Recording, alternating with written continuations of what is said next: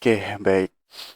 Bismillahirrahmanirrahim. Assalamualaikum warahmatullahi wabarakatuh. Alhamdulillahirabbil alamin. Wabihi nasta'in wa ala umurid dunya waddin. Salatu wassalamu ala asrafil anbiya'i wal mursalin.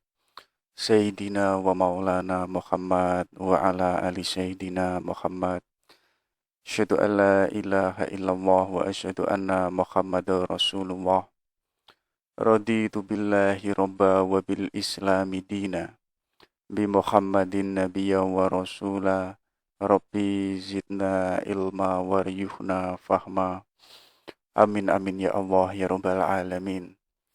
Allahumma rayukna ya Rabbi fahma nabiyina wa khifdul mursalin.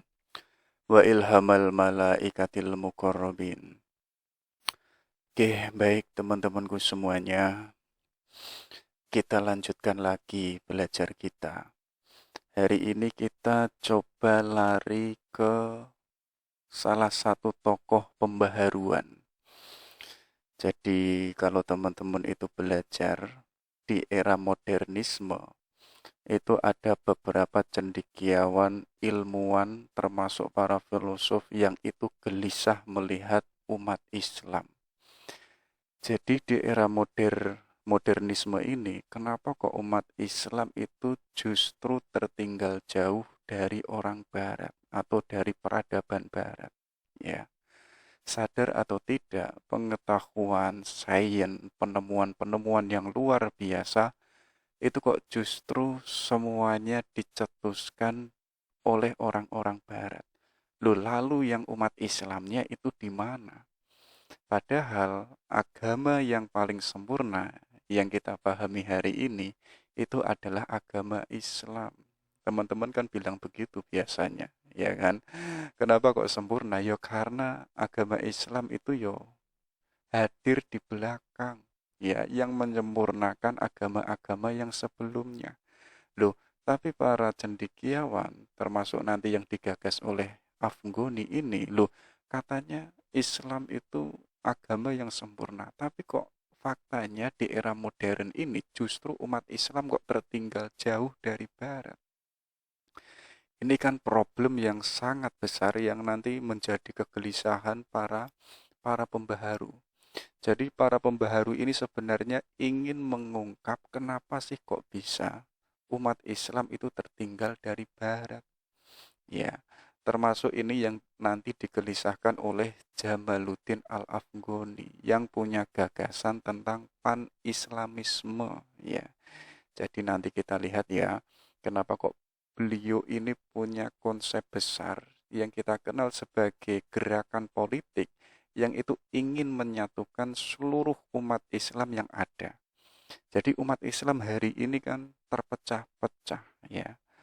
Ada yang mengaku nanti dari doktrin A, nanti sudah masuk doktrin A, nanti masuk ke doktrin ini, sekte ini, madhab ini. Jadi semakin mengecil, akhirnya esensinya Islam itu nggak dipakai. Yang dipakai kok malah justru doktrinnya itu sendiri. Ya, kayak teman-teman misalnya ditanya, kamu itu yang bagian mana? Jawabannya itu bukan saya Islam, tapi mungkin saya NU, saya Muhammadiyah. Loh, Islamnya itu mana? Ya kan? Harusnya yang menjadi esensial kan Islamnya. Ya, itulah nanti kenapa kok umat Islam itu tertinggal. Bukan Islamnya yang itu salah, tapi apa? Cara orang Islam yang itu beragama.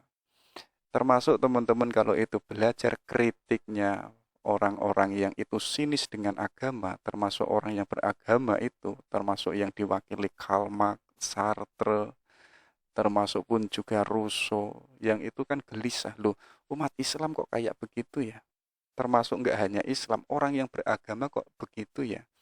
Katanya Karl Marx kan, loh, orang yang beragama malah mentalnya itu bukan mental revolusioner. Justru mentalnya kok mental Buddha. Loh kok bisa? Yo kalau orang beragama mentalnya Buddha, lah ngapain kita beragama? Kenapa demikian? Menjadikan kita lemah. menjadikan kita itu kayak semacam tertidur yang itu nanti menunggu kebahagiaan di akhirat ya. Jadi bahasa hari ini ya wes lah, begini saja nggak apa-apa. Ini kan sudah takdirnya. Saya miskin nggak apa-apa, insya Allah nanti anak saya sukses. Nanti anaknya pun juga bilang begitu lah. Saya begini-begini saja nggak apa-apa, insya Allah nanti anakku sukses. Nanti anaknya pun juga mengatakan demikian. Yo sampai 7 keturunan yo nggak ada perubahan-perubahan, nggak revolusioner. Artinya apa? Artinya mandek, statis ya. Jadi agama itu benar, tapi belum tentu cara kita beragama itu benar ya. Makanya orang-orang bagian kiri, termasuk tadi yang saya sebutkan Karl Marx, itu tidak mengkritik agama, tapi mengkritik orang yang itu beragama. Jadi cara beragama kita itu mungkin butuh perenungan kembali, kita butuh refleksi. Janjani saya itu Islam. Sudah benar nggak sih kalau saya itu orang yang beragama Islam? Jangan-jangan yang saya anut ini, yang saya lakukan ini masih belum lurus atau kita masih salah. Makanya nggak salah ya, dunia Islam itu tertinggal jauh dari peradaban Barat. Oke, coba kita lihat ya, siapa itu Jamaluddin Al-Afghani. Jadi beliau ini umur 12 tahun itu sudah hafal Al-Quran. Bahkan nanti umur 20 tahun itu sudah menjadi intelektual dan sudah menjadi seorang penasehat kerajaan. Ya, kita kan hari ini mungkin umur 12 tahun kan masih sibuk main-main, main Mobile Legend dan lain sebagainya. Kita sibuk di situ. Yo, justru umat Islam yang sudah mundur, yo akhirnya jauh lebih mundur lagi. Karena apa? Karena kita di umur 12 tahun masih sibuk-sibuk dengan HP dan lain sebagainya. Coba lihat orang barat itu. Saya melihat itu anak-anak kecil di barat itu sudah dialektikanya bagus, pendapatnya bagus, argumennya bagus. Tapi misalnya dibandingkan dengan anak-anak Jawa misalkan Indonesia, itu umur SD diajak berargumen itu nggak bisa. Ya, tadi saya itu melihat ada anak kecil barat yang itu ditanya, diajak podcast. Pertanyaannya simpel, apa itu cinta? Tapi anak kecil ini jawabannya luar biasa, punya argumen yang kuat. Misalnya itu ditanya ke anak kecil, yo misalnya orang Indonesia yang masih SD, itu nggak tahu apa-apa. Mungkin yang SMP, mungkin yang S1 pun juga masih bulat untuk menjawabnya. Itu kan kelihatan intelektualitasnya, kualitasnya pun kelihatan antara orang timur dan orang barat ya. Jadi beliau umur 20 tahun sudah menjadi intelektual. Artinya apa? Expertnya beliau dalam belajar termasuk membaca itu sudah luar biasa. Beliau ini lahir di Afghanistan ya. Nanti beliau pun juga pernah ke India ya. Bahkan dari India nanti pindah juga ke Mesir. Dan di Mesir nanti beliau pun juga pindah ke Paris ya. Di Paris ini beliau itu membuat kolaborasi dengan para cendekiawan termasuk para intelektual. Yang di Paris sanalah nanti lahir suatu risalah yang kita kenal hari ini yang disebut itu Al-Urwah Al-Wusko ya. Jadi ini kan semacam jurnal yang isinya itu tulisan-tulisan pembaharuan yang itu belakangan nanti sangat berpengaruh terutama dalam dunia Islam. Termasuk gagasannya Afghani yang di dalam jurnalnya itu Al-Urwah Al-Wusko itu masuk ke Indonesia yang itu mewarnai gagasan termasuk pun juga syariat Islam, Jamiatul Khair ya, termasuk pun juga Muhammadiyah. Jadi punya gagasan ini umat Islam ini sedang gak baik-baik saja. Makanya apa? Yuk kita harus pemurnian kembali, purifikasi, mengembalikan Islam yang itu sesuai citranya. Ya, nah itu gagasannya beliau masuk di Indonesia. Nanti di Paris, nanti beliau diundang ke Iran. Ya, jadi menetap di sana untuk menyelesaikan urusan antara Iran dan Rusia. Tapi beliau itu nggak terlalu suka, ya. atau nggak sukses di Iran itu sampai nanti Shah Iran itu meninggal, lalu beliau itu pindah ke Turki, ya. Nanti di Turki beliau itu ketemu Sultan Hamid II, ya. Jadi Sultan Hamid II ini yang suka dengan gagasan-gagasan Afghani, tapi nggak suka dengan ide-idenya Afghani yang itu tentang demokrasi atau tentang republik, ya. Jadi kalau itu republik artinya ya Turki Utsmani harus bubar, ya. Jadi akhirnya nanti dari situ Afghani itu ditahan di Istanbul sampai beliau itu sakit kanker dan meninggal dunia, ya. Jadi umurnya beliau itu sekitar 59 tahun, ya. Beliau ini apa? Selanjutnya, banyak yang suka tapi pun juga banyak yang nggak suka, ya. Bahkan diancam, termasuk dianggap sebagai Zionis, termasuk dianggap sebagai orang Syiah, macam-macam. Jadi teman-teman, hari ini kok banyak orang yang suka, itu nggak orang hebat. Jadi orang hebat itu ya disukai banyak orang, termasuk pun juga nggak disukai banyak orang, itu hal yang wajar. Banyak orang yang suka Soekarno, tapi pun juga banyak orang yang nggak suka Soekarno. Tapi kok teman-teman biasa saja, ya artinya ya belum orang hebat. Nanti beliau ini muridnya pun juga banyak, termasuk pun juga yang kita kenal orang Mesir, yaitu Muhammad Abduh, ya. Jadi Muhammad Abduh ini kan pernah ketemu Afghani di Eropa. Belajar lama di Eropa, nanti beliau pulang, ya. Jadi Abduh ini kan di Eropa beberapa tahun. Di sana itu nggak pernah mendengarkan azan, nggak pernah mendengarkan orang khotbah dan lain sebagainya. Jadi ada kerinduan suasana Islami. Sampai beliau itu pulang dari Eropa menuju ke Mesir. Sampai ke bandara Mesir, suara pertama yang didengar Abduh itu apa? Suara azan. Ceritanya itu Abduh menangis menderu-deru itu karena saking kangennya suara azan. Tapi ketika beliau menuju ke masjid, tiba-tiba kok ada pengumuman kotak amal masjid itu dimaling. Itu kan kalau kita berpikir secara umum, mayoritas orang Mesir itu kan Islam. Yo otomatis yang maling kotak amal di masjid itu ya orang Islam. Yo akhirnya yang mulanya itu nangis rindu, terharu, adanya suara azan. Kemudian beliau itu semacam kecewa. Loh kok bisa-bisanya itu loh. Wayai andan kok ada yang maling kotak amal. Akhirnya kan ada khuts yang luar biasa yang itu sebenarnya kritik untuk orang Islam. Jadi Abduh kan beberapa tahun di Eropa, ya. Jadi melihat bagaimana indahnya kemajuan intelektualitas yang ada di Eropa, sampai beliau itu mengatakan, saya itu melihat Islam di Eropa, tapi saya tidak melihat orang Islam. Tapi saya di sini di Mesir, saya itu tidak melihat Islam, tapi saya banyak sekali melihat orang Islam. Artinya apa?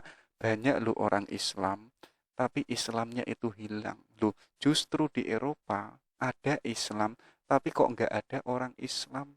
Ini kan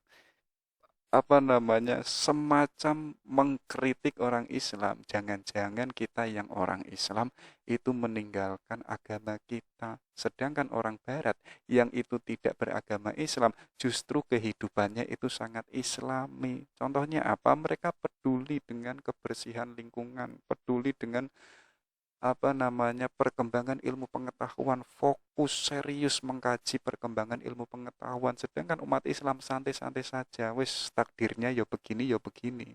Nanti ini pun juga akan disinggung oleh Jamaluddin Afghani, termasuk nanti muridnya beliau, yaitu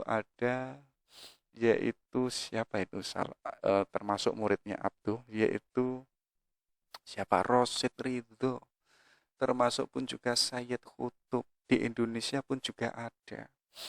Oke, coba ya kita lihat kegelisahan beliau yang itu kenapa kok bisa mencetuskan pan-Islamisme. Oke, sebelum ke sana coba kita lihat dulu ya. Kita lihat secara umum. Kenapa kok umat Islam itu tertinggal? Dan umat Islam ini sadar kemudian merespon orang Barat. Jadi ketika menyadari barat itu lebih unggul, ya, ada dua warna orang Islam yang itu merespon barat. Yang pertama itu ada Islam modernis. Yang kedua ada Islam revivalism atau Islam fundamentalisme. Jadi kalau Islam modernis ini, mengakui kalau Islam itu tertinggal dan mengakui kalau Barat itu jauh lebih unggul, pengetahuannya jauh lebih maju daripada dunia Barat. Tapi untuk umat Islam itu bisa mengungguli dunia Barat, kita jangan menutup mata atas pengetahuan yang itu dilahirkan di Barat. Maksudnya apa? Ayo kita akomodatif. Ya, kita belajar dari Barat, nggak ada salahnya. Jadi untuk kita bangkit dari keterpurukan yang dulu kan Islam pernah di masa jaya-jayanya, yang disebut itu the golden age, ya. Jadi masa keemasan. Jadi teman-teman kalau belajar sejarah Islam di Baghdad di eranya Bani Abbasiyah, itu kan di Baghdad penuh dengan ulama, penuh dengan intelektual, penuh dengan sastrawan, penuh dengan para filosof, bahkan dijuluki sebagai kota bidadari. Jadi kota bidadari itu bukan semacam yang di dalamnya itu ada perempuan-perempuan cantik, ada perempuan-perempuan yang itu kayak bidadari, bukan, tapi bidadari itu semacam banyak intelektual, banyak para filosof, banyak para ulama. Bahkan dulu di era masa keemasannya Islam, kalau ada orang Barat yang itu bisa bahasa Arab, itu sudah dianggap orang pinter. Ya, hari ini kan kiblatnya sudah berbeda. Dulu kiblatnya itu ke Baghdad, sekarang kiblatnya itu ke Eropa.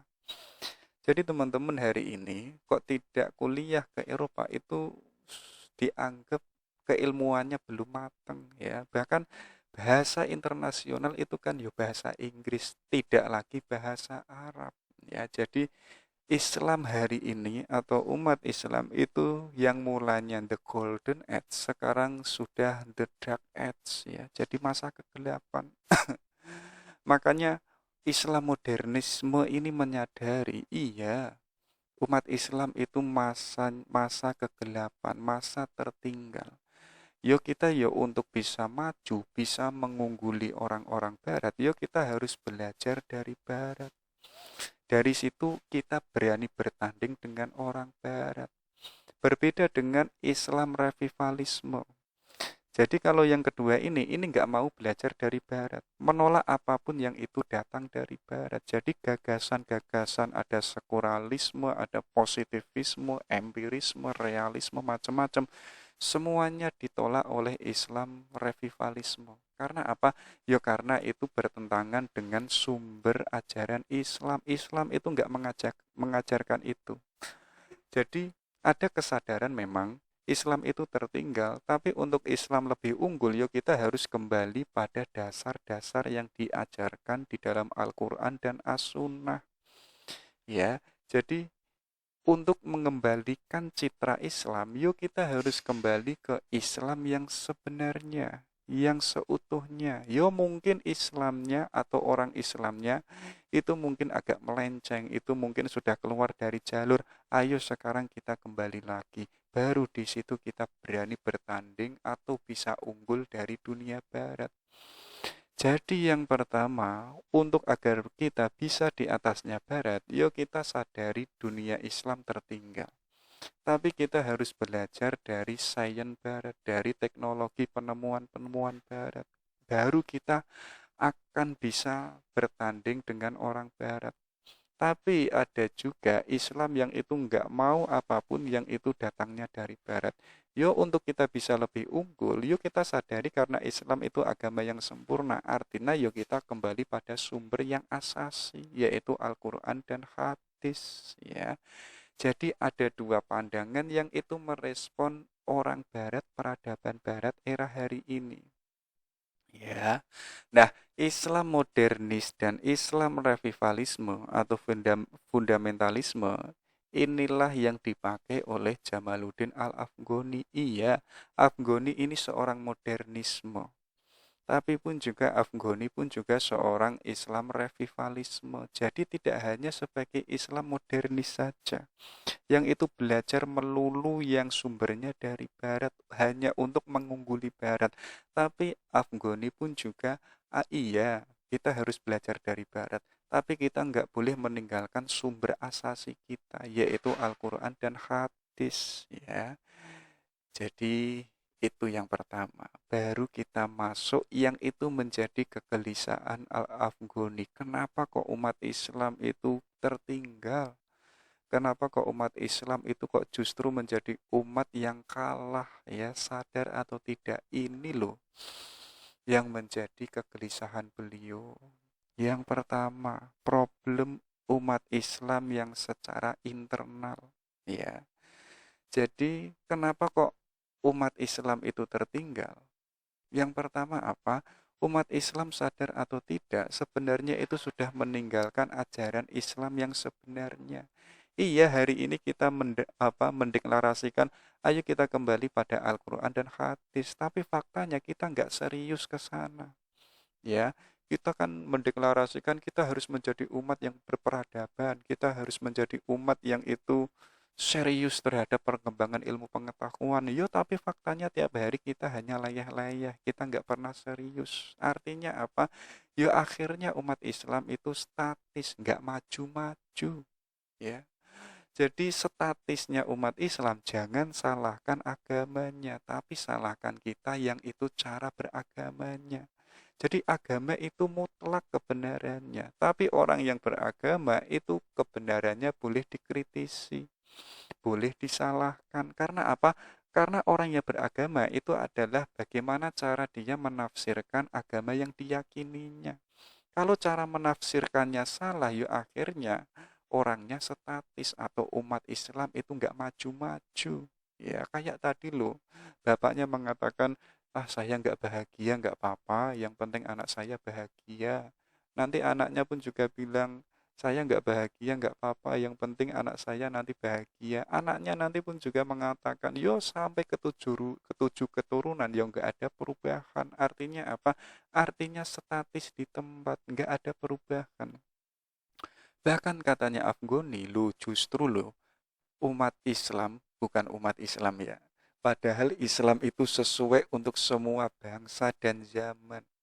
Ya, Islam baik di era klasik, baik di abad pertengahan, baik di era modernisme, bahkan hari ini sudah di era non-modernisme. Loh, itu katanya Afghani, Islam itu bisa sesuai tempat maupun waktu maupun zaman. Ya, jadi jangan disalahkan Islam itu nggak relevan lagi, nggak begitu. Kita sendiri yang itu tidak bisa mengikuti ajaran Islam yang secara serius. Ya akhirnya tadi kita tertinggal, kita menjadi umat yang terbelakang. Ya, itu problem yang pertama. Problem dari dalam umat Islam yang kedua apa? Umat Islam itu gaya hidupnya itu dipengaruhi dogma aliran yang disebut Jabariyah atau deterministik, ya. Jadi sudahlah hidup ya kayak begini karena sudah ditakdir dan ditulis oleh Allah. Yo, kita sadar memang umat Islam itu tertinggal. Yo, ini yo takdirnya Allah, ya. Jadi gambarannya itu kayak wayang. Ya, wayang bisa bergerak, bisa terbang, dan warna ini baik atau buruk itu kan tergantung dalangnya. Jadi yang berkuasa itu yo dalang. Wayangnya ini deterministik, dia nggak punya kuasa, dia nggak punya kebebasan, ya. Jadi nanti wayangnya ini menjadi kesatria, nanti menjadi semacam Arjuno dan lain sebagainya, yaitu ya tergantung dalangnya. Kalau dalangnya menakdirkan wayangnya itu menjadi orang baik, ya kita ya orang baik. Kalau wayangnya menakdirkan kita menjadi orang jahat, ya hidup kita ya orang jahat, ya.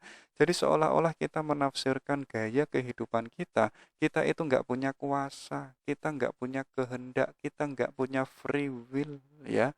Akhirnya ini sudah takdirnya, jadi mau ngapain lagi, kan begitu. Akhirnya kalau kita demikian, kita nggak ada spirit untuk perubahan yang itu apa, kita hanya menerima saja. Sudahlah, yo memang umat Islam itu tertinggal jauh dari orang barat. Yo kita akhirnya tadi kita statis, kita hanya mandek ya. Jadi Jabariyah yang lebih mudahnya kayak kapas itu loh. Jadi kapas itu bisa terbang ke atas, bisa terbang ke kiri ya. Entah itu bisa jatuh, itu kan tergantung anginnya membawa kemana. Jadi kalau anginnya itu membawa ke timur, ya kapasnya ke timur. Kalau anginnya itu membawa ke atas, ya kapasnya itu ke atas. Artinya apa? Kita nggak punya kuasa. Itulah yang digelisahkan oleh Afghani. Loh, umat Islam itu sebenarnya punya kehendak bebas. Kenapa kok kita sendiri menafsirkan seolah-olah hidup ini sudah takdirnya Allah? Jadi salah dalam pengertian dalam menafsirkan antara kodok dan qadar. Iya memang kodok itu sudah ditulis oleh Allah sejak zaman azali. Tapi dalam hidup ini ya kita itu punya qadar, kita itu punya pilihan.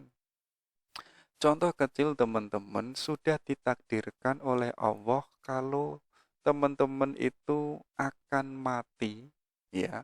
Kalau teman-teman itu terjun dari lantai 10, lu kita akan mengetahui. Yo kalau teman-teman itu melakukan, yo pasti akan mati. Tapi kan kita punya qadar, kita punya pilihan kebebasan yang itu diikat oleh hukum kausalitas. Kita mengetahui kalau kita terjun dari lantai 10, kita akan mati. Dan kita punya kebebasan, kita mau melakukannya atau tidak. Yo kalau kita mau melakukannya, yo akhirnya kita mati. Ya, jadi kita itu hanya berhenti pada kondok. Kita tidak pernah perhatian pada qadar kita. Sadarilah bahwa kita hidup ini dan kita itu hidup di tengah alam semesta. Sedangkan tengah alam semesta ini ada hukum sebab akibat. Kalau teman-teman ini nggak mau belajar, yo teman-teman yo selamanya bodoh ya. Kalau teman-teman bodoh, jangan salahkan bahwa itu takdirnya Allah. Yo teman-teman sendiri kenapa dari kemarin nggak mau belajar ya. Kalau teman-teman mau bekerja, ya teman-teman akan sukses. Tapi teman-teman hari ini nggak mau bekerja, nanti teman-teman nggak sukses, akhirnya mengatakan ini sudah takdirnya Allah. Nggak begitu. Karena apa? Hidup ini ada rumusnya, ada hukum sauna, kausalitasnya. Ya kayak teman-teman mencari cewek itu loh, ya. Wes wayai nembak kok nggak nembak-nembak. Ya, wes siap ini. Wah, nanti malam minggu saya tembak. Tapi kok teman-teman nggak punya mental, nggak punya power, nggak punya keberanian, akhirnya ditunda malam minggu ke depannya, malam minggu ke depannya, akhirnya sampai 1 tahun, dan kita akhirnya mengetahui kalau cewek yang kita incer itu ditembak oleh orang lain, akhirnya ceweknya menerima, akhirnya ya kita nangis ya. Kenapa demikian? Ya kita nggak punya keberanian ya. Artinya apa? Kita mengimani adanya kondok yang itu sudah ditulis oleh Allah sejak zaman azali. Tapi kita jangan lupa kalau hidup ini ada kodarnya ya, dan kodar ini sesuai dengan hukum kausalitas. Kalau teman-teman makan ya teman-teman itu ya akan kenyang.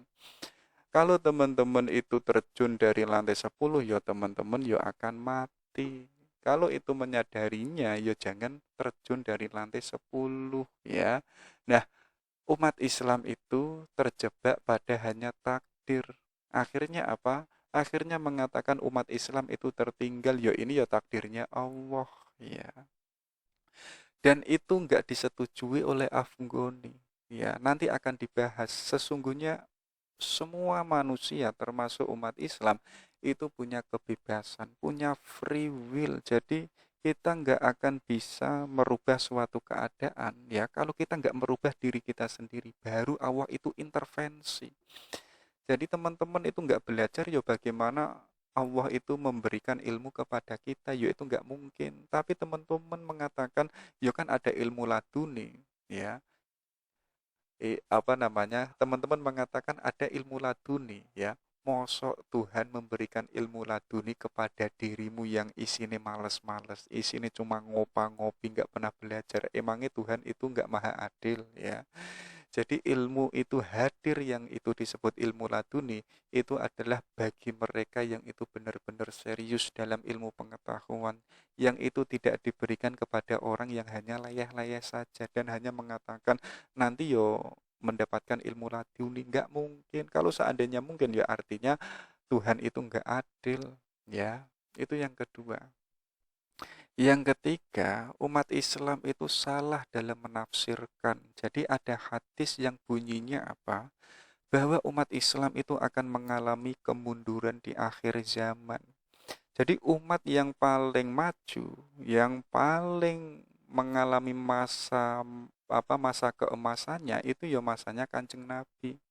Kemudian merosot masanya Khulafaur Rasyidin, kemudian merosot lagi masanya tabiin, merosot lagi tabiut tabiin, kemudian merosot lagi salafus soleh, merosot lagi yaitu ulama khalaf, macam-macam sampai era modern.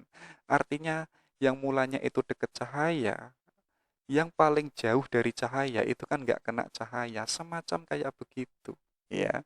Sehingga apa, ini membuat umat Islam itu tidak merubah nasibnya, akhirnya yo pasrah wae. Kenapa demikian? Yo karena umat Islam itu pada akhir zaman yo itu yo mundur, mengalami kemunduran, dan itu sudah disebut di dalam hadis, ya.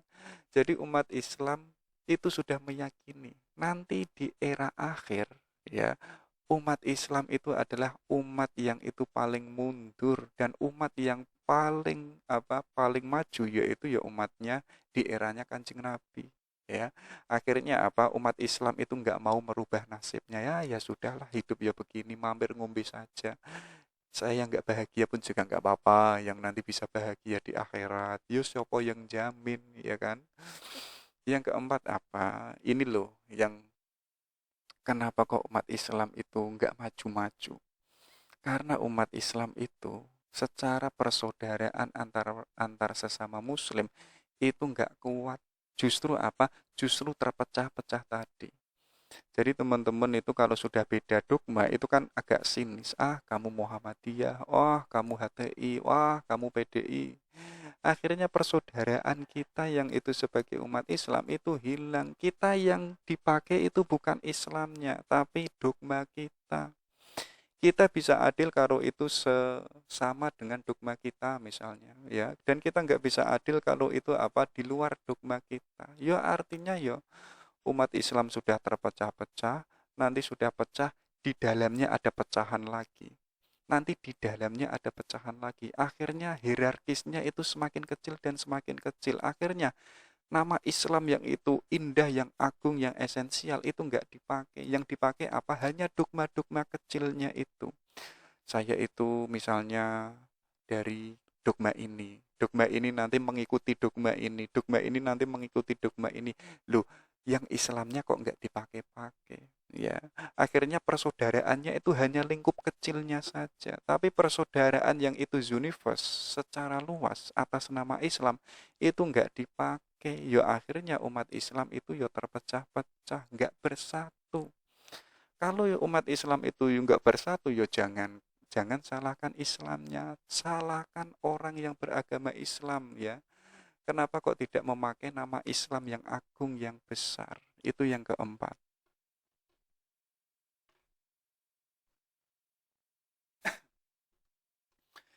Yang kelima, katanya Afghani apa? Yaitu kesalahan politik. Jadi umat Islam itu menganggap kalau pemerintahan itu absolut. Jadi Afghani ini agak mengkritik pemerintahan yang sifatnya itu dinasti atau kerajaan. Jadi misalnya teman-teman itu menjadi raja, yang sifatnya itu absolut, itu nggak bisa diganti kalau teman-teman yang saat itu raja, itu belum meninggal dunia. Nanti sebelum meninggal dunia, nanti sudah diwariskan oleh putra mahkotanya. Anak yang pertama nanti kamu yang melanjutkan estafet saya. Jadi nggak ada suara rakyat. Jadi suara rakyat itu nggak didengar. Yang didengar ya suara raja. Raja ini nggak bisa diganti oleh rakyat. Yang bisa mengganti siapa? Yo dirinya sendiri. Bahkan dirinya sendiri ini nanti estafetnya yo dilanjutkan oleh putra mahkotanya. Jadi nggak ada yang namanya demokrasi, nggak ada suara rakyat, ya. Itu kesalahan politik yang pertama. Yang kedua apa? Mempercayakan pemimpin yang itu tidak dapat dipercaya. Ya, jadi pemimpin yang nggak bisa dipercaya pasti merugikan masyarakat, ya. Jadi yang pertama kayak hari ini itu kan seolah-olah menggambarkan calon pemimpin yang itu bisa dipercaya, mengharapkan nanti masyarakat ke depan itu bisa sejahtera, bisa adil, semuanya bisa ringan, harga macam-macam bisa murah ya. Itu kan yang diucapkan hari ini. Tapi nanti ketika sudah menjadi pemimpin ya, dia seolah-olah kayak raja, nggak bisa dikritik, nggak bisa ditemui. Loh, padahal hari ini mereka itu ngemis-ngemis minta suara kita. Jadi teman-teman kalau ada misalnya calon presiden atau cawapres kok itu datang, jangan disalami. Biar mereka yang itu minta salam sama kita. Atau toh ketika mereka sudah menjadi presiden, misalnya datang ke suatu tempat, jangan disalami. Biarkan mereka yang salam sama kita. Karena apa? Karena hak yang tertinggi itu ya masyarakat, bukan mereka. Mereka yang mulanya itu pengemis, sekarang menjadi presiden, sekarang mereka seolah-olah menjadi raja. Ya. Jadi jadinya dia atau tidak itu tergantung masyarakat ya. Karena pemimpinnya itu salah dipilih, ya akhirnya menyengsarakan masyarakat ya, tidak bisa mengemong negaranya. Yang ketiga apa? Kesalahan politiknya itu mengabaikan militer ya. Tidak menyadari kalau kekuatan militer itu untuk membentengi kekuatan negara, tapi nggak pernah dipikirkan. Yang dipikirkan hanya urusan subjektivitas, hanya kepentingannya. Ya mungkin yang dipentingkan hanya dogmanya, yang dipentingkan hanya kelompoknya saja, tapi tidak pernah peduli dengan kualitas militer. Ya akhirnya orang barat sangat mudah untuk menjelajah atau mendominasi umat Islam ya. Akhirnya kan orang barat pernah ke Mesir, pernah ke Indonesia. Kenapa demikian? Ya karena militernya itu lemah. Selanjutnya apa? Kesalahan politiknya itu menyerahkan administrasi kepada mereka yang itu bukan ahlinya. Loh, tahu kalau itu bukan ahli dalam pendidikan, kok dijadikan menteri pendidikan? Itu kan konyol. Itu kan nggak punya otak itu kalau katanya Rocky Gerung ya. Ya akhirnya ya berantakan. Akhirnya pendidikan yang harusnya 3 tahun kemudian, 4 tahun kemudian maju, akhirnya malah rusak semuanya. Akhirnya kurikulum yang digaungkan sejak awal itu nggak ada yang hasilnya itu juga nggak jelas. Kenapa demikian? Karena menyerahkan urusan yang itu bukan pada ahlinya. Ya, yang terakhir apa? Adanya intervensi dari Barat. Karena Barat ini kuat dan melihat kalau umat Islam itu lemah, yo Barat yo punya politik yang itu jauh lebih kuat, yang itu dapat mendominasi, dapat mengontrol bagaimana umat Islam itu bisa dimanfaatkan ya.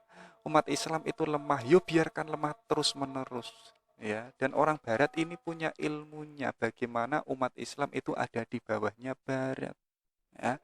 Itulah yang digelisahkan oleh Afghani. Ini loh problem internal kenapa umat Islam itu nggak jaya, nggak maju, nggak bisa unggul dari peradaban barat. Itu secara internal.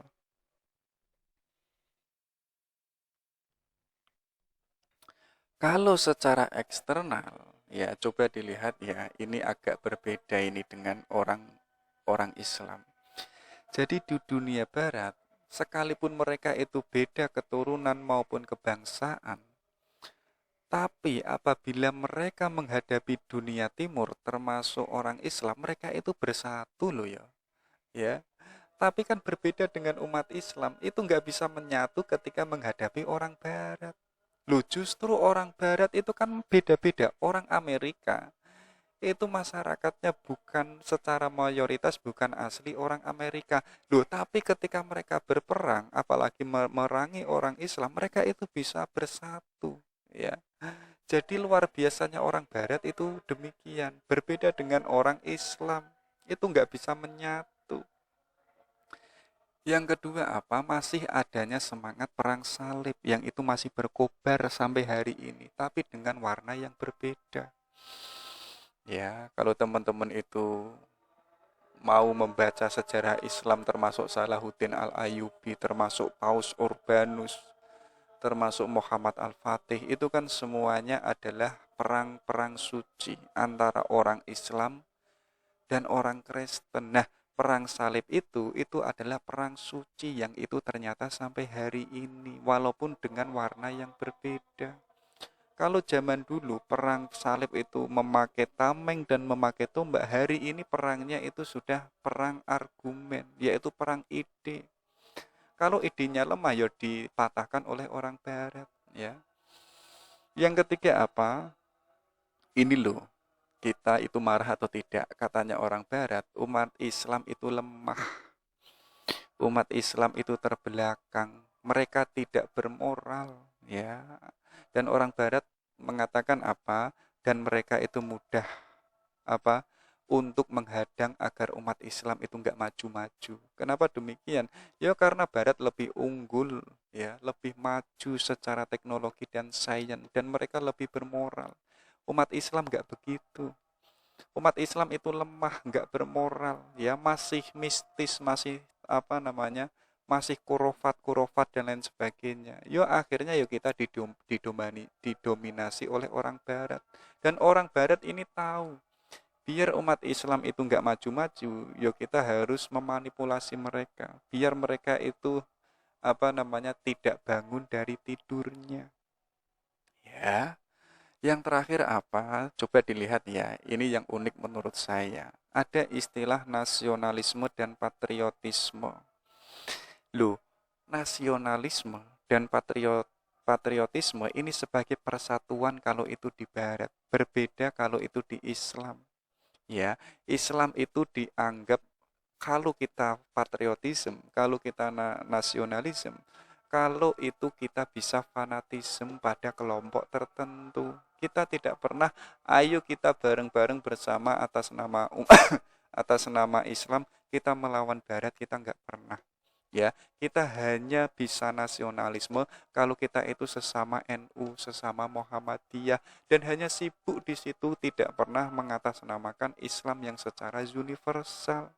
Itu lucunya hari ini. Yo jangan salahkan kenapa Islam itu terbelakang, tidak bermoral, lemah. Yo karena hanya sibuk atas nama dogmanya, sektenya saja. Nanti sektenya ini punya sekte lagi. Sektenya ini punya lagi dan punya lagi. Akhirnya semakin mengecil dan umat Islam hanya sibuk di situ, tidak pernah membawa Islam yang esensialnya.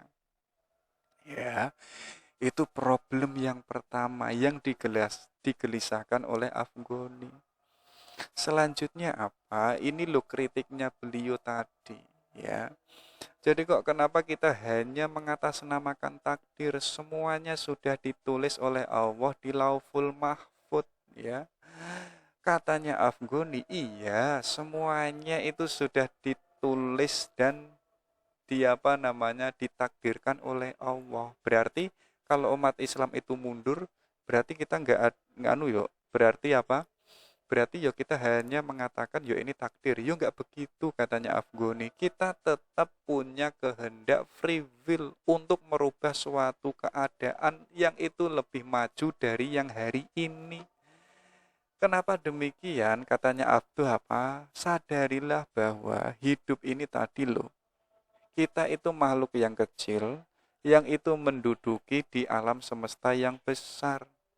Alam semesta yang besar ini kan punya hukumnya, ya. Nah, kita hiduplah yang itu sesuai dengan hukum itu. Itu yang disebut hukum kausalitas. Kalau teman-teman itu ngejar cewek, teman-teman akan mendapatkannya. Tapi teman-teman hari ini kok hanya mimpi mengejar cewek, tidak pernah WA-an, tidak pernah ngelirik cewek, bagaimanapun tidak mendapatkan cewek. Artinya apa? Kalau kita pengen sesuatu, kita harus melakukannya, aktualisasikan itu biar ada perubahan. Ya. Maka jangan salahkan kalau kenapa umat Islam itu mundur, karena kita hanya mengatasnamakan takdir, tapi kita tidak pernah jeli pada punya kesadaran kalau alam semesta ini punya hukum kausalitasnya. Ya kayak tadi loh, ngerti kalau terjun dari lantai 10 itu mati, kenapa kok masih terjun, ya. Jadi apa? Sadarilah hukum kausalitas itu. Kalau kita ingin maju, kita harus punya pandangan, punya pengen berubah, yuk kita harus menjadi orang umat yang maju. Karena apa katanya Abduh? Kita itu punya irodah, kita itu punya kebebasan dalam berkehendak. Teman-teman itu bisa loh, pengen menjadi dokter bisa. Teman-teman pengen menjadi orang jahat bisa. Teman-teman ingin menjadi sastrawan bisa. Karena apa? Karena Tuhan itu telah memberikan beberapa potensi yang diberikan kepada kita. Kita diberikan akal, kita diberikan insting, kita diberikan intuisi. Termasuk Tuhan itu memberikan kita yaitu sumber biar kita tidak tersesat, yaitu Al-Quran. Artinya apa? Kita sudah diterjunkan di alam semesta dan kita diberikan potensi-potensi yang luar biasa. Kemudian Tuhan memberikan pedoman. Artinya apa? Ya artinya ya kita manusia yang bebas. Sekarang kita milih, kita mau menjadi orang yang benar atau tidak. Kita mau menjadi orang maju atau orang yang terbelakang. Ya, jadi kita punya free will, kehendak bebas, ya, dan kehendak bebas ini harus sesuai dengan hukum kausalitas, ya. Jalanilah itu.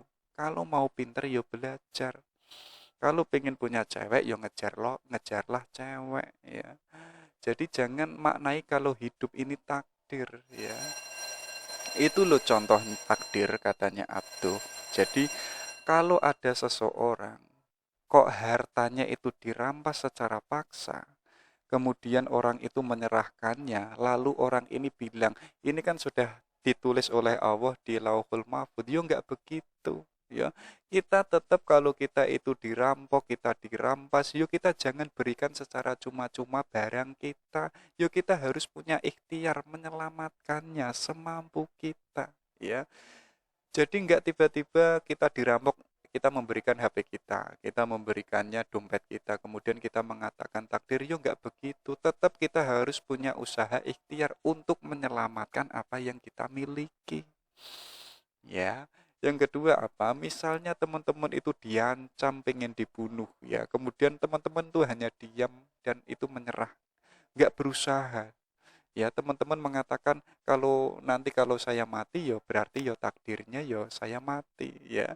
Nggak begitu katanya Abduh. Tetap kita harus punya usaha yang itu sebagai ikhtiar untuk melepaskan diri kita dari kematian. Yo kalau kita mau misalnya kita diteror yo kita lawan. Kalau kita dirampok yo kita harus lari. Kita harus melawannya kalau kita bisa. Jadi kita nggak boleh pasrah. Ya. Jadi banyak kan tafsir-tafsir yang itu mengarahkan kita seolah-olah mendorong kehidupan kita itu hanya pasrah. Seolah-olah itu sudah menjadi jalan yang apa namanya? Yang enggak ada pilihan. Dan kita kita semacam itu di apa namanya? Seolah-olah dibuat tidur oleh mereka. Ya, nanti dikritik oleh Afghani. Itu biasanya yang mengatakan demikian itu adalah para ulama yang itu memperdagangkan agamanya di warung-warung agama. Biar masyarakat itu bisa dinina bubukkan. Dunia nggak penting, yang penting itu akhirat.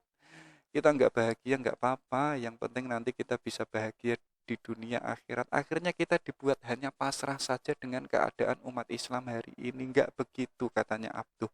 Tetap kita punya ikhtiar karena kita punya irodah, kita punya free will, kehendak bebas, ya. Itu kritiknya beliau tentang takdir. Kemudian apa? Ini loh, banyak para sufisme yang itu ajarannya itu mengarahkan pada pelenyapan diri yang kita kenal sebagai fana dan bako, ya.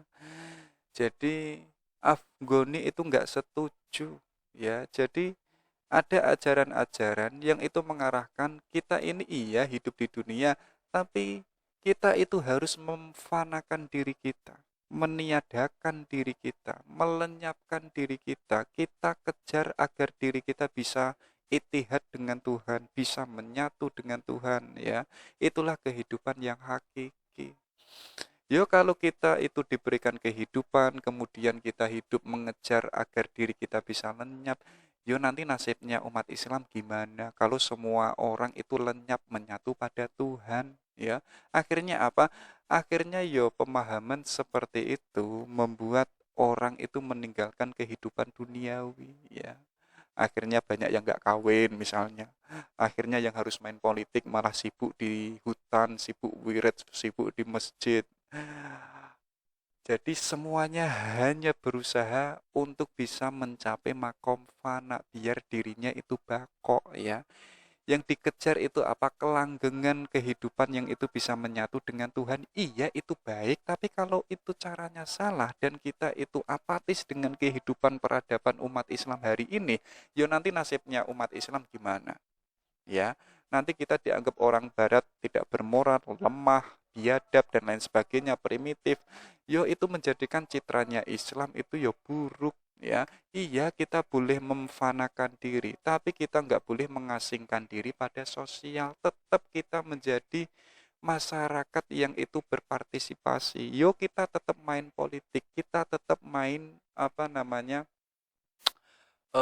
dalam dunia Afghani itu apa? Yuk kita tetap merubah suatu keadaan. Kita nggak hanya berhenti pada pelenyapan diri, ya. Jadi ini salah satu yang digelisahkan Afghani. Yuk kita nggak boleh lah hanya memfanakan diri, yang kita kejar itu bakok. Kita fana tapi tetap kita terjun di masyarakat, ya. Hati kita sudah ada Allah. Baru kita mengajak mereka yang itu bersama-sama, ayo kita kembali ke Allah, ya. Ini loh, ada dua versi yang menurut Afghani itu fana yang benar itu yang seperti apa. Ya, jadi fana yang sebenarnya kalau kita itu berjuang di tengah masyarakat untuk kepentingan masyarakat itu sendiri. Jadi kita itu nggak mengasingkan diri, kita nggak full time hanya di dalam masjid, ya. Kita nggak full time yang itu apa namanya di kuburan misalnya. Tazkiyatun nafus, ya, kita dasarnya kan wasilah macam-macam.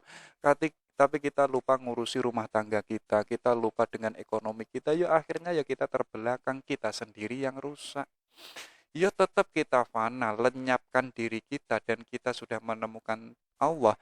Ayo kita nanti kembali ke masyarakat, kita mengajak mereka, ayo kita menjadi umat yang maju, yang lebih baik, ya. Gambarannya itu katanya Afghani itu loh, Kanjeng Nabi ketika perjalanan Isra Mi'raj, ya. Jadi Isra Mi'raj ini kan metafor pelenyapan dirinya Nabi Muhammad, dan itu sampai bertemu dengan Allah di Sidratul Muntaha. Tapi ketika sudah menyatu dengan Allah, Nabi Muhammad itu tidak hanya berhenti di situ, tapi apa? Kembali ke dunia. Yaitu apa? Memikirkan umatnya. Jadi umatnya kalau ditinggal nanti nasibnya gimana? Kalau umatnya nggak dibimbing nanti takutnya nanti tersesat lagi. Akhirnya Nabi Muhammad turun lagi ke dunia. Yang mulanya sudah bertemu Allah, sudah itihad menyatu dengan Allah. Sekarang tugasnya Nabi Muhammad apa? Yaitu ngajak bareng-bareng bersama umatnya, ayo ini lo jalan untuk menuju Allah. Artinya apa? Kanjeng Nabi Muhammad itu nggak asik saja bersama Allah, tapi pun juga memikirkan sosial, memikirkan politiknya, main juga politik, ya, main juga macam-macam. Artinya apa? Ketika sudah bertemu dengan Allah, ayo kita merubah suatu keadaan biar masyarakatnya nggak statis, biar masyarakatnya itu lebih maju dan lebih unggul dari dunia barat, ya. Itu fana yang dimaksud oleh Afghani. Jadi fana yang itu tidak hanya lenyap, yang itu hanya menikmati keindahan kemanisan bersama Allah saja, itu enggak. Tapi kalau sudah menemukan itu, yo kamu jangan nikmati sendiri, kamu bagi pengalaman dengan masyarakat, biar masyarakat pun juga mengalami semacam itu. Lebih-lebih teman-teman kalau sudah bertemu Allah, ayo kita membentuk suatu politik yang itu apa? Yang itu mengarahnya pada sosial dan mengarahnya menuju ke langit, ya. Jadi perubahan sosial tapi arahnya itu ke langit, ke Allah atau ilaihi rojiun, ya. Itu kritiknya beliau. Ada juga kritiknya beliau, yaitu apa? Ada istilah sampai hari ini yang masih kita dengar, dan kalau kita itu mendengarnya, kita itu nggak berani membantahnya, yaitu apa? Yaitu ijtihad telah tertutup, ya. Jadi saya nggak tahu pintunya itu ada di mana. Mungkin seandainya saya tahu pintunya itu sudah tertutup, saya berusaha untuk membukanya. Biar apa? Biar kita yang sebagai orang yang berakal, kita berani berpikir lagi, ya kan? Bahkan dalam nas Al-Quran, kalau kita itu beristihad, kalau kita itu salah, kita masih mendapatkan pahala loh ya.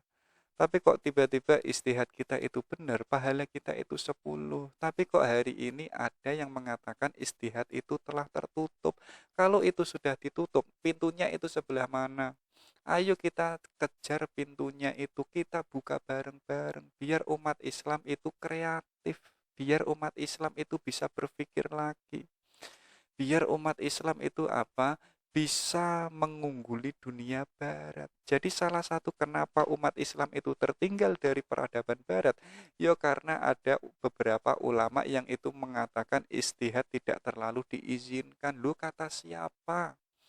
Bahkan sadar atau tidak, nas pertama yang itu turun itu kan nas yang mengajak kita untuk berpikir, ya.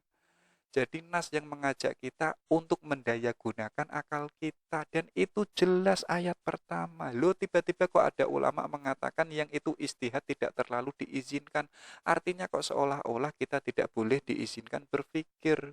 Bahkan ada lagi tadi, kalau kita istihad dan istihad kita salah, kita nggak dosa, kita masih punya pahala. Walaupun itu hanya satu, ya. Jadi mentang-mentang ulamanya mungkin hebat, kemudian nggak boleh orang awam itu berpikir. Akhirnya apa? Umat Islam ya akhirnya mandek, kreativitasnya nggak tumbuh. Makanya kalau istihad itu telah tertutup, katanya ulama-ulama tertentu, ayo kita cari pintunya, sekarang kita buka. Sekarang ayo kita usaha pelestarian istihad. Yang pertama untuk apa? Ayo kita renungi kembali secara mendalam nilai-nilai Islam. Ya, gara-gara beberapa ulama mengatakan istihad telah tertutup, akhirnya kita tidak bisa melihat Islam secara bening, secara apa? Secara jelas. Karena apa? Karena kita tidak dibolehkan untuk berpikir lagi. Makanya apa? Ayo kita berpikir lagi untuk merenungi kembali apakah keislaman kita sudah benar? Apakah ajaran Islam yang saya jalankan itu sudah optimal? Artinya kita merenungkan kembali posisi kita yang sebagai Islam. Yang kedua apa? Kalau kita itu melestarikan istihad, daya nalar kita buka lagi. Ayo kita lenyapkan kurofat-kurofat dan bid'ah-bid'ah yang ada. Jadi umat Islam kenapa kok itu nggak murni? Ya karena masih banyak yang percaya dengan kurofat, ya. Meyakini kalau nanti ke kuburan ini mendapatkan wangsit, nanti kalau ke kuburan sana mendapatkan barokah. Itu nggak penting, ya. Ngapain hanya sibuk ke kuburan? Lebih penting teman-teman itu belajar mengembangkan dunia sains, bisa berkembang, yang itu manfaatnya jauh lebih hebat untuk masyarakat secara luas daripada hanya menunggu barokah di sisi kuburan. Termasuk apa? Kita hilangkan semua bid'ah-bid'ah yang ada. Kenapa bid'ah hari ini apa masih bertumbuh? Yo karena masyarakatnya tadi dimanipulasi biar nggak mau berpikir. Kemudian ulama yang itu mengatakan istihad sudah ditutup. Akhirnya yo akal kita itu mandek, kurofatnya akhirnya bertumbuh, bid'ahnya itu merajalela. Akhirnya nilai-nilai Islam yang murni itu kembali nggak murni. Ya. Yang ketiga apa? Ayo kita hilangkan fanatisme madhab. Ini yang menjadikan umat Islam itu nggak menyatu. Tidak punya solidaritas, tidak ada ukhuwah Islamiyah. Karena apa? Semuanya itu mengatakan ini kelompokku. Mereka kelompoknya yo mereka. Akhirnya kita berjarak. Ya, kalau teman-teman itu yo dari NU, yo aku ini NU. Yo sangat rukun dengan NU, tapi dengan yang lain itu enggak. Yo akhirnya yo kita sulit untuk bersatu. Maka untuk agar umat Islam itu bisa menyatu, ya, yang pertama apa? Hilangkan semua kurofat dan bid'ah, dan hilangkan semua fanatisme madhab. Silahkan kamu menjadi orang ini, orang A dan orang B, Tapi nomor satu tetap aku ini Islam, bukan aku ini dogma ini dan itu. Ya. Yang keempat apa? Ayo kita hilangkan taklid golongan. Taklid itu apa? Kita itu nggak mau mikir. Kita hanya mengikuti ngintil kiai kita. Makanya bahasa hari ini, nggak apa-apa lah, ya sudah. Yang penting ngintil sarungnya kiai. Loh, kamu itu diberikan akal, diberikan intuisi, diberikan insting, alat indrawi. Kok nggak mau digunakan untuk berpikir? Kok hanya ngintil sarungnya kiai saja? Padahal kamu itu orang luar biasa loh ya, diberikan potensi luar biasa oleh Allah ya. Kenapa kok hanya ngintil sarungnya saja? Yuk karena kita males mikir. Kalau kita males mikir, yuk jangan salahkan kenapa peradaban Islam itu tertinggal jauh dari peradaban Barat. Kita hanya mengintili kiai-kiai kita atau ustadz-ustadz kita. Kita hanya gundel sarungnya saja, ya. Jadi teman-teman kan bangga kalau menggundel sarungnya kiai. Yuk kenapa teman-teman nggak jadi kiainya saja kan begitu? Biar digondeli oleh yang oleh pengikut-pengikutnya yang lain kan begitu. Lah kok bangga bisa gondel. Nah, selanjutnya apa? Ayo kita menyesuaikan hidup kita yang itu sesuai dengan prinsip Al-Qur'an, yang itu kita sesuaikan kondisi dengan masyarakat hari ini ya. Karena Al-Qur'an itu tidak hanya pas untuk eranya Khulafaur Rasyidin atau zamannya Nabi. Di level apapun itu era dan zaman, Quran itu tetap optimal dan kompatibel. Ya, makanya apa? Ayo kita kembali ke nas Al-Qur'an, kita sesuaikan dengan kehidupan hari ini. Makanya apa? Kita yo tetap menggunakan istihad, kita menggali lagi ya, apa saja rahasia yang itu di dalam Al-Qur'an, baru kita sesuaikan dengan konteksnya. Yang terakhir apa? Ayo kita jadikan yang Islam itu sebagai kekuatan positif. Jadi kekuatannya itu bukan pada kurofat, bukan pada taklidnya tadi, bukan pada fanatisme madhab tadi. Hari ini kan nggak begitu ya. Kita merasa kuat kalau kita itu bisa di dogma ini, di sekte ini, di madhab ini. Ya katanya aku nggak begitu.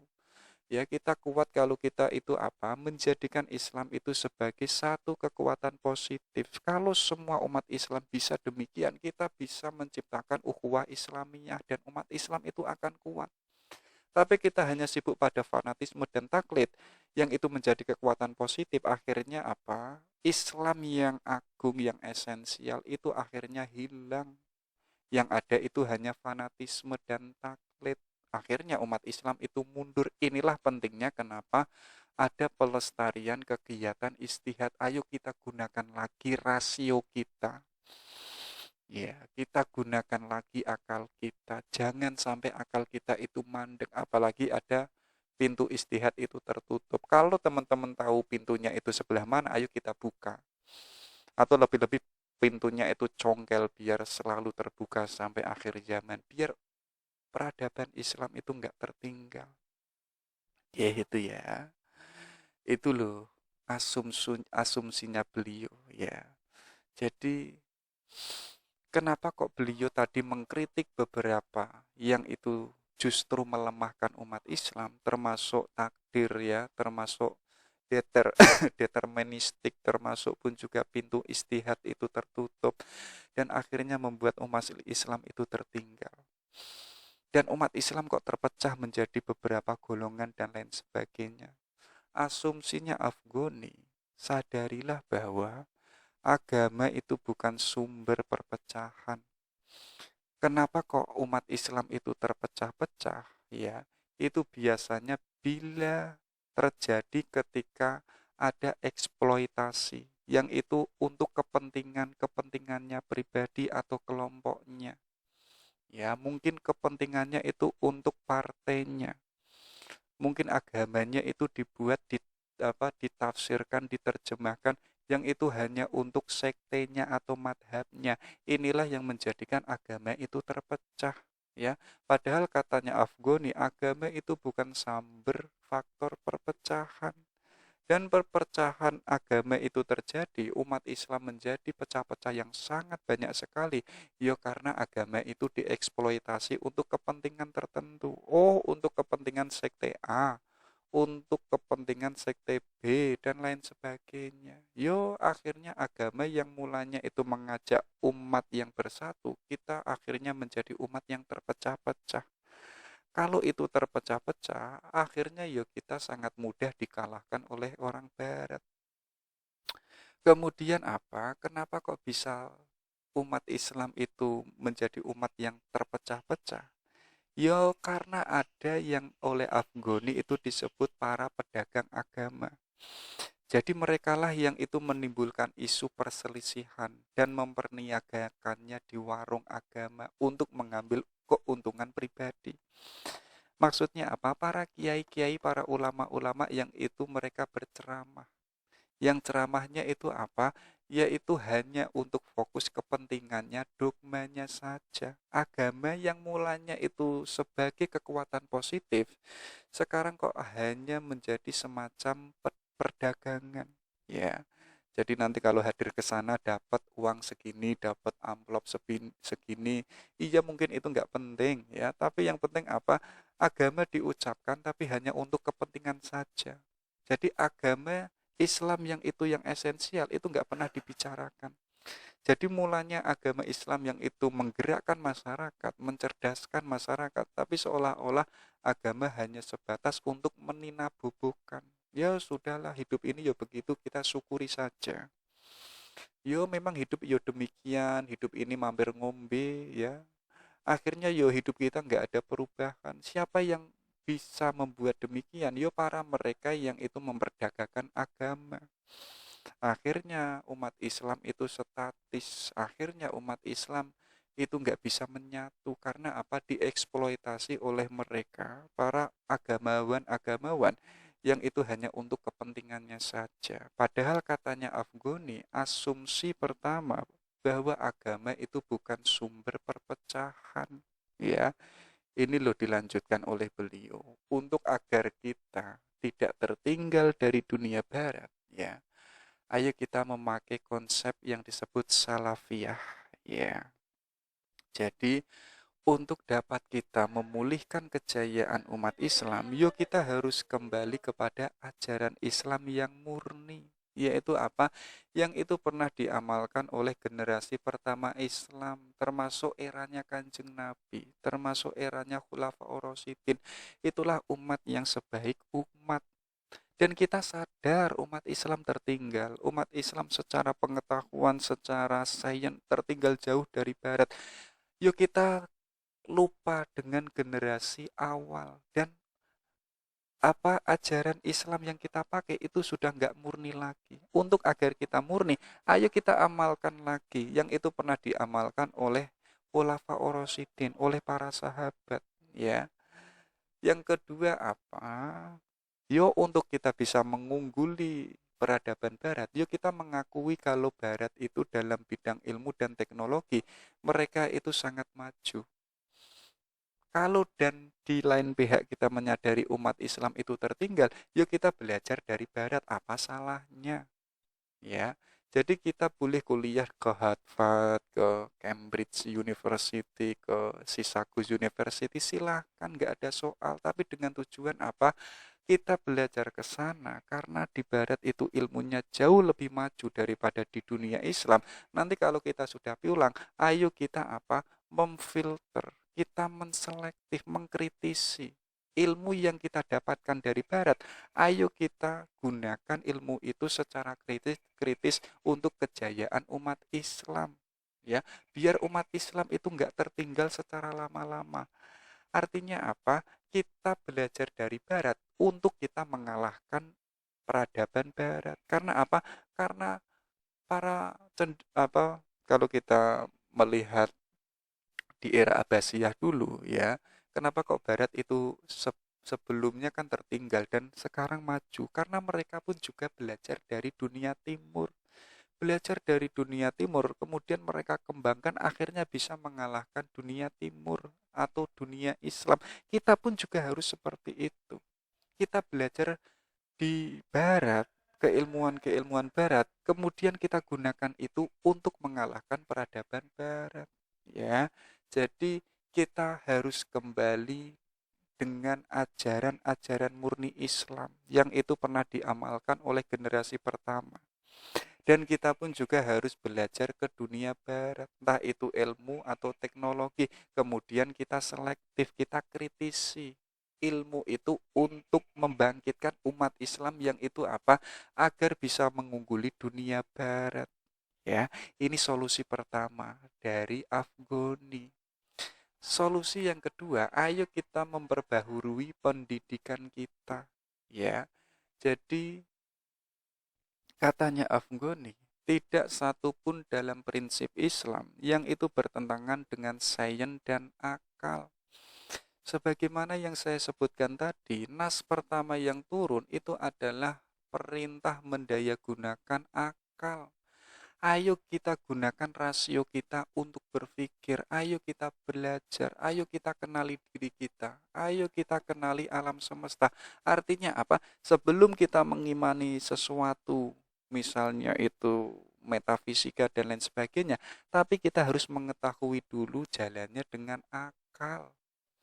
Tapi kok hari ini sebagaimana tadi istihad kok sudah tertutup, ya seolah-olah akal kita yang harusnya kita gunakan, seolah-olah enggak kita gunakan, kita hanya ngindel. Kita hanya mengikuti argumen-argumen sebelumnya, kita nggak kreatif. Makanya apa? Tidak satu pun dalam prinsip Islam yang itu bertentangan pada sains, pada penemuan-penemuan ilmiah, termasuk adalah pendayagunaan akal. Ayo kita kembali lagi gunakan akal kita. Untuk apa? Untuk menciptakan penemuan-penemuan yang sifatnya itu ilmiah. Ilmiah seapapun itu tidak akan pernah bertentangan dengan sumber Islam. Ya, bahkan Al-Quran sendiri itu pun juga ilmiah, ada buktinya, ada faktanya, bisa dipertanggungjawabkan. Yang kedua apa? Umat Islam itu harus mau berpikir filosofis dan ilmiah. Ayo kita buang lagi cara berpikir kita yang sifatnya itu masih kurofat, yang sifatnya itu masih bid'ah-bid'ahkan dan lain sebagainya. Kita jangan sibuk di situ. Kalau kita hanya sibuk pada kurufat, pada mistik-mistik, ya, pada perdukunan-perdukunan dan lain sebagainya, ya kapan umat Islam itu bisa mengembangkan sainsnya, ya? Karena apa? Karena kita hanya sibuk di situ. Kita tidak pernah berpikir secara filosofis dan ilmiah, ya. Makanya apa? Kita perbaharui pendidikan kita yang kelihatannya itu mistis, yang kelihatannya kok hanya mendominankan pada wilayah-wilayah metafisika. Ayo kita kembali kepada eksakta, ya, yang bisa dilihat, yang bisa dibuktikan, yang bisa dipertanggungjawabkan. Loh, Barat bisa maju kan menggunakan positivistik, ya, yang bisa kelihatan, bisa disentuh, kemudian penemuan-penemuan itu sangat luar biasa macamnya. Yuk kita harus seperti itu. Nah, itu bisa hadir, bisa muncul, bisa tumbuh kalau pendidikan kita hari ini mengajarkan berpikir filosofis dan ilmiah. Jangan mengajarkan mereka hidup itu harus diterima saja, hidup itu hanya mampir ngombe. Kita gunakan tapi kita tetap menggunakan akal kritis, ya. Yang terakhir apa? Ini loh kenapa umat Islam atau pendidikan Islam itu agak tertinggal. Tidak tertinggal jauh dari barat. Katanya Afghani, ada ulama, ya, yang itu membedakan ilmu itu ada dua bagian.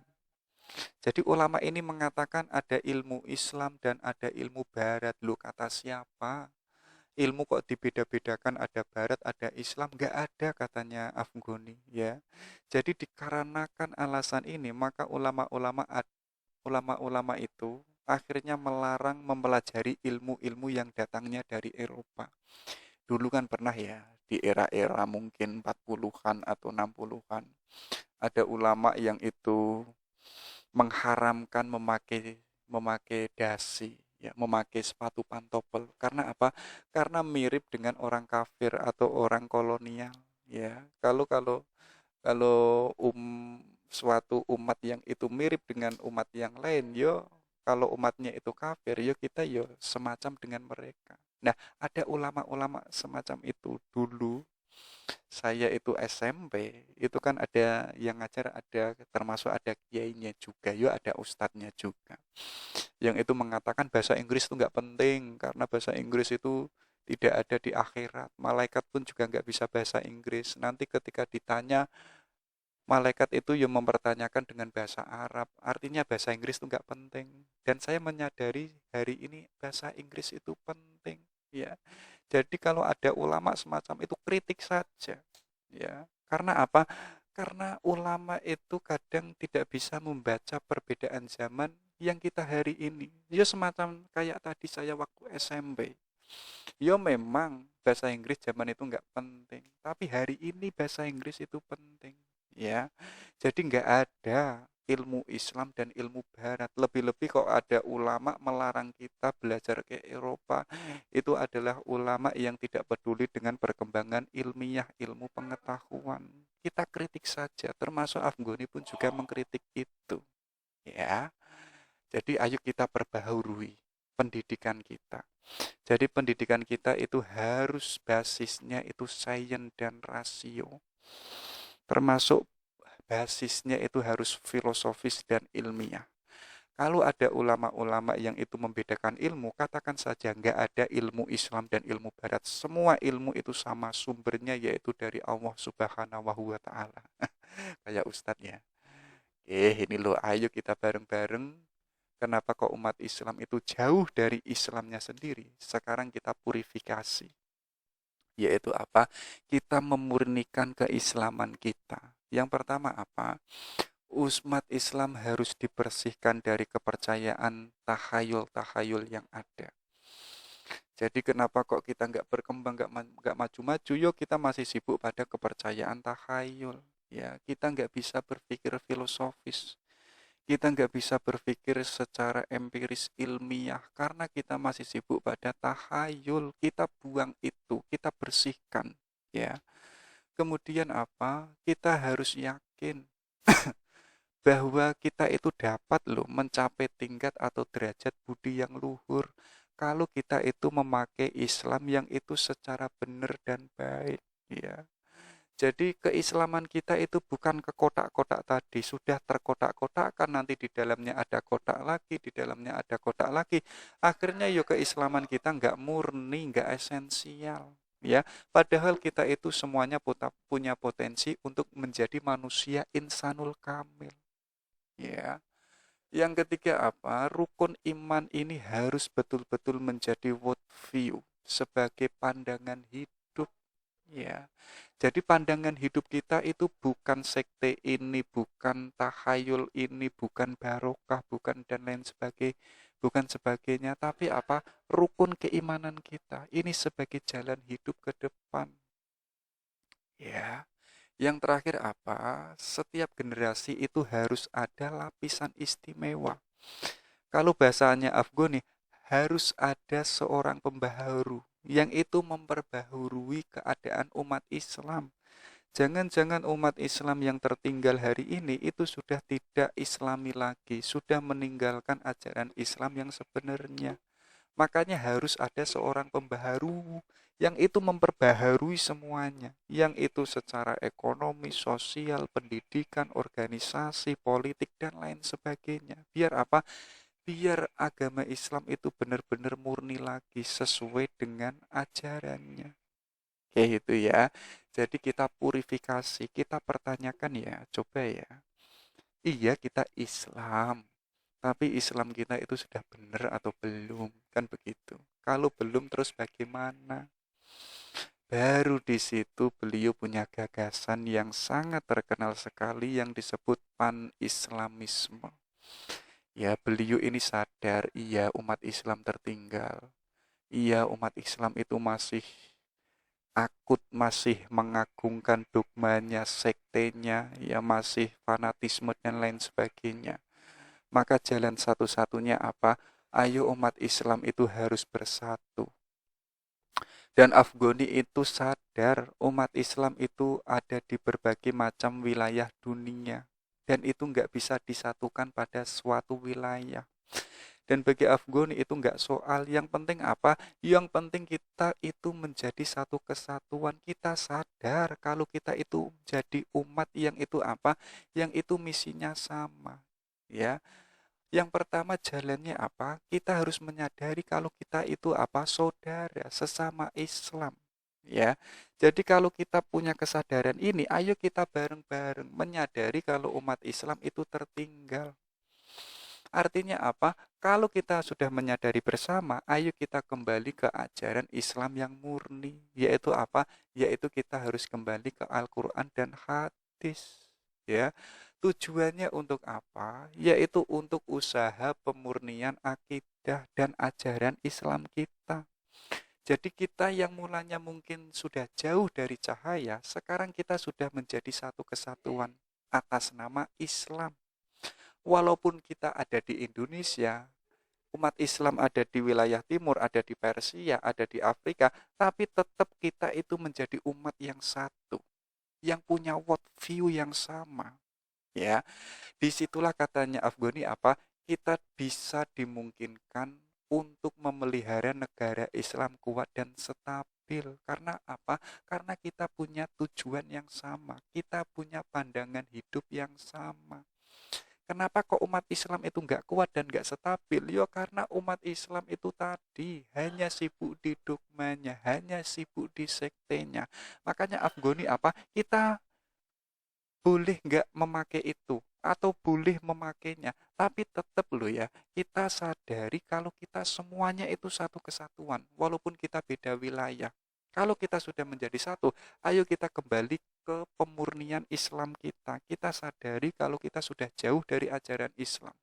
Ya, berarti ayo kita bareng-bareng menjadi umat yang satu, kemudian kita purifikasi. Disitulah nanti kita pelan-pelan menjadi umat Islam yang kuat dan stabil. Kita akan mudah mengungguli peradaban Barat. Itu katanya Aftuh yang disebut pan-Islamisme.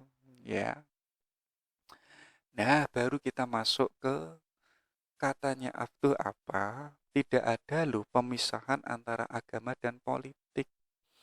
Ya, Nabi Muhammad pun juga main politik. Umar, Abu Bakar, Utsman pun juga main politik. Ya, jadi nggak ada perbedaan, nggak ada pemisahan antara agama dan politik. Tapi katanya Abduh, politik itu harus bersandar pada moral. Dan moral ini sandarannya adalah ketauhidan kita. Jadi kehidupan kita seperti apa hari ini itu tergantung politiknya itu seperti apa. Kalau politiknya itu apa namanya, tauhidnya masih kurufat-kurufat, masih bid'ah-bid'ah, yaitu ya akan mewarnai apa? Akan mewarnai cara berpolitik kita. Makanya yang pertama apa? Kita harus menyadari dulu tauhid kita benar atau tidak. Jangan-jangan yang kita agung-agungkan itu masih kuburan, itu masih pohon-pohon yang besar, tidak Tuhan yang sesungguhnya. Kalau kita menyadari itu, ayo kita purifikasi, kita mengimani Tuhan yang sesungguhnya. Dan itu akan mewarnai moralitas kita. Dan moralitas kita akan mewarnai politik kita, ya, akan mewarnai sosial ekonomi kehidupan di masyarakat. Ya, jadi kalau pertama tauhid kita rusak, yo moral kita rusak. Kalau moral kita rusak, yo politik kita yo hanya untuk kepentingan kita sendiri, ya, atau hanya untuk dogma kita sendiri. Maka yang pertama apa? Tauhidnya harus benar, yang itu akan mewarnai moral kita, dan moral kita itu akan mewarnai corak politik kita. Makanya katanya Afdo, politik itu harus dipraktekkan ada beberapa ciri. Yang pertama apa? Kalau kita main politik, kita jangan memakai paksaan atau kekerasan, apalagi manipulatif kayak hari ini. Yang kedua apa? Politik itu jangan menyesatkan, ya. Dan politik jangan memutarbalikkan fakta. Katakanlah kalau itu baik, ya baik. Kalau itu putih, ya putih. Yang terakhir apa? Jangan mengelabuhi mata masyarakat hanya untuk kepentingannya sendiri. Banyak kan? Apalagi di era-era hari ini. mengelabuhi masyarakat biar apa? Biar bisa nanti jadi pemimpin, ya. Kalau sudah menjadi pemimpin, yo akhirnya yo tetap mengelabuhi masyarakat. Ya, jadi politik dipraktekkan dengan ciri-ciri demikian. Ya, tidak dengan paksaan, jangan menyesatkan, jangan memutarbalikkan fakta, dan jangan mengelabuhi masyarakat. Tapi politik harus dengan cara apa? Yaitu keterbukaan, kejujuran, dan tanggung jawab. Ya, termasuk berani mengatakan yang itu benar sebagai kebenaran, yang batil sebagai kebatilan. Ya, makanya kan ada doa itu, apa namanya, Allahumma arinal haqqo haqqo warzuqna tiba'ah wa arinal batila batila warzuqna istinabah. Biar apa? Biar kita bisa mengetahui kalau ini sebagai kebenaran, yang itu tidak sebagai kebatilan, ya. Jadi katanya Abduh itu, kalau politik kita biar indah, ya, harus didasari dengan tauhid. Dan tauhid ini akan mewarnai moralitas kita. Dan moralitas kita akan mewarnai gerak politik kita ke depan. Oke, ini katanya beliau. Kita tutup ya dengan quotes-nya beliau. Oke, katanya beliau apa? The world is a game of chess. The loser loses and the winner wins. Jadi hidup ini permainan. Yang kalah yo kalah, yang menang yo menang. Jadi sadari hari ini umat Islam itu kalah, yo karena hidup ini permainan. Sadarilah kalau hari ini itu kita kalah. Artinya kita kalah dalam permainan. Yang menjadi pertanyaan, kenapa kok kita bisa kalah dalam permainan? Mungkin karena pemainnya itu nggak unggul-unggul. Karena pemainnya itu nggak menggunakan akalnya. Atau dalam bahasa tadi, pintu istihadnya sudah ditutup. Yo, akhirnya ya apa? Kita kalah dan kita nggak menang, katanya Abduh. Karena hidup ini adalah seperti permainan. Yang terakhir, the image of Islam deepens on the image of it affiliates. Jadi citranya Islam itu ya tergantung citranya affiliates. Ya, jadi tergantung orangnya. Jadi Islam itu bisa maju dan bisa berkembang dan bisa unggul tergantung kitanya yang beragama Islam. Ya, hari ini kan ada Islam yang itu ramah, ada Islam yang itu toleran, ada Islam yang itu keras, dikit-dikit Allahu Akbar misalnya. Ya itu ya tergantung orangnya yang itu menerjemahkan Islam. Ya, kalau kita menyadari ini, ayo kita membuat citra Islam yang baik, yang indah, yang agung, yang luhur. Jangan sampai Islam yang kita pakai itu menjadi Islam yang itu kelihatan kok negatif, ya. Akhirnya ya tadi orang barat mengatakan dunia Islam tidak bermoral. Dunia Islam itu apa? Itu enggak pada mau berpikir. Ya tergantung kitanya yang beragama Islam. Atau katanya Abduh apa?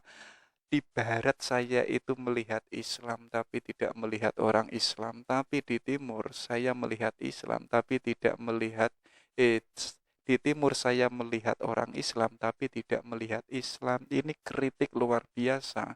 Kita yang orang Islam tapi meninggalkan Islam. Tapi orang barat yang itu tidak berislam tapi mereka itu menjalankan Islam. Ya, jadi tergantung kitanya sendiri citra Islam itu yang seperti apa dan bagaimana. Ya, itu katanya Afghani. Oke, cukup sekian. Semoga bermanfaat. Assalamualaikum warahmatullahi wabarakatuh.